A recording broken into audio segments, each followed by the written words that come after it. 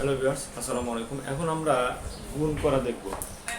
সেটা দেখব যে 15, হ্যাঁ এটি 15 তার উপরে স্কোয়ার, এটাকে গুণ করলে কত হয় সেটাই আমরা দেখব। তো 15 উপরে স্কোয়ার সমান আমরা কি জানি, 15 ইন্টু 15। আচ্ছা, তো এইটার সহজ একটা টেকনিক আছে, সেটা কীরকম? আমরা যেটা করব, এখানে প্রথমে কি আছে, 1 আছে, তো 1 ইন্টু 1-এর পরের সংখ্যা যেটা হবে সেটা, তাহলে 1 ইন্টু 1-এর পরের সংখ্যা হলো 2। তারপরে কি হবে, 5-এর উপরে 5 5 25, তাহলে এটাই হলো আমাদের কি হবে, তাহলে 2 1 2 আর এখানে 5 5 25। সো 15 উপরে স্কোয়ার দিলে 225, এটাই হলো রেজাল্ট। আমরা কিন্তু সহজে বের করতে পারলাম। এখন আমরা একটা গুণ করে দেখবো যে আসলে আমাদের এটা ঠিক আছে কিনা। আমরা যদি গুণ করি 5 5 5 25, 5 হাতে থাকে কত, 2 লিখলাম। এরপরে কি 5 5 আর হাতের 2 কত হয়, 7। এরপরে 5 5 1, তাহলে 5 7 5 12 2 হাতে 1 1 1 2 225।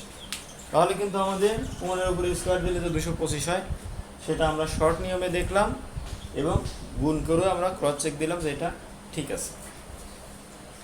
আচ্ছা, তাহলে এটা আমরা এখন মুছে দিব।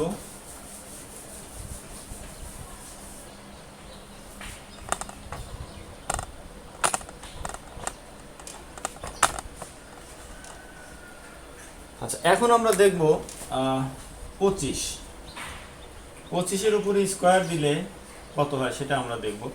তো আমাদের খুব নিয়ম কি, একই নিয়ম হবে।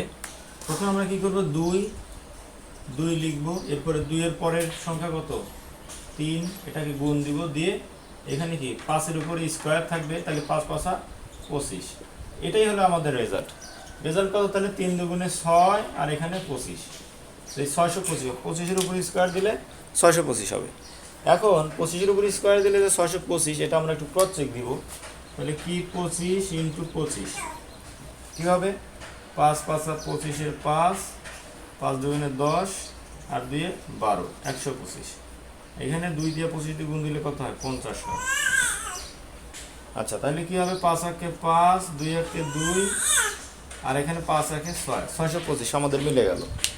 তাহলে কিন্তু 25-এর উপর স্কোয়ার দিলে যেটা হবে 625, এটা আমরা শর্ট নিয়মে দেখলাম, আবার ক্রস চেক করেও দেখলাম।